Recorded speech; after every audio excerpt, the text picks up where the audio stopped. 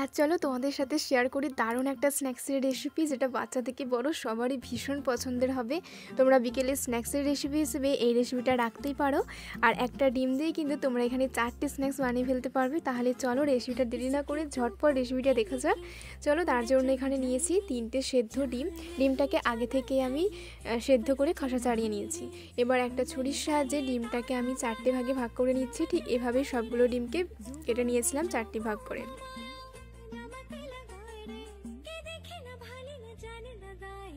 সবগুলো ডিমকে দেখো এভাবে কেটে নিয়েছি। আর এই রেসিপিটা করার জন্য পেঁয়াজটা কিন্তু একদম মাস্ট, আর একটু পেঁয়াজটা বেশি পরিমাণেই লাগবে। পেঁয়াজগুলোকে আমি একদম ঝিরিঝিরি করে কেটে নিয়েছি।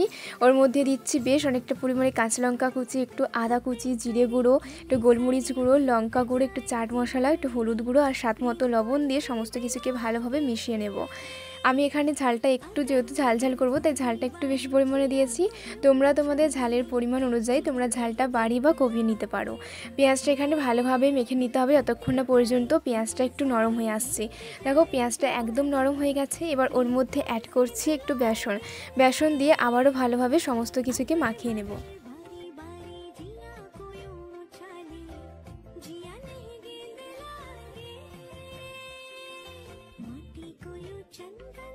আমার মিশ্রণটা এখানে একটু শক্ত মনে হচ্ছিলো বলে তাই একটু অল্প পরিমাণ জল অ্যাড করেছি। তোমরা তোমাদের কিন্তু মিশ্রণটা অনুযায়ী জলটা অ্যাড করে নেবে। আর এখানে দেখো মিশ্রণটা একদম রেডি হয়ে গেছে। এবার একটু করে ওখান থেকে ডো নিয়ে হাতের সাহায্যে দেখো এভাবে একটু ফ্ল্যাট করে নিচ্ছি। এবার ওর মধ্যে একটা করে ডিমের টুকরো দিয়ে চপের আকারে সবগুলোকেই শেপ করে নেব। তোমরা তোমাদের পছন্দ অনুযায়ী শেপ করে নিতে পারো। আমি এখানে একটু লম্বা সাইজ করে শেপ করে নিয়েছি।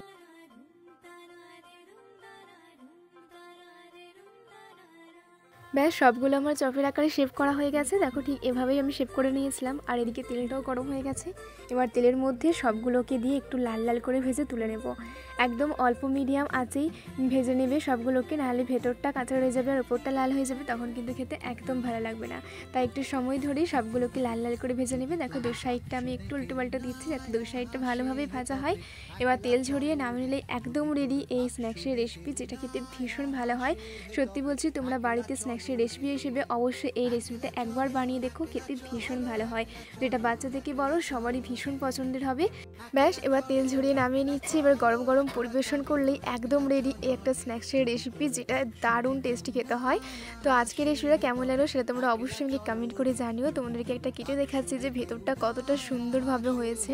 তো রেসিপিটা ভালো লাগলে অবশ্যই একটা লাইক করে দিও আর চ্যানেলটিকে সাবস্ক্রাইব করে অবশ্যই পাশে দেখো। আজকে এতটাই, দেখা হচ্ছে আবার একটা নেক্সট ভিডিও নিয়ে। টাটা।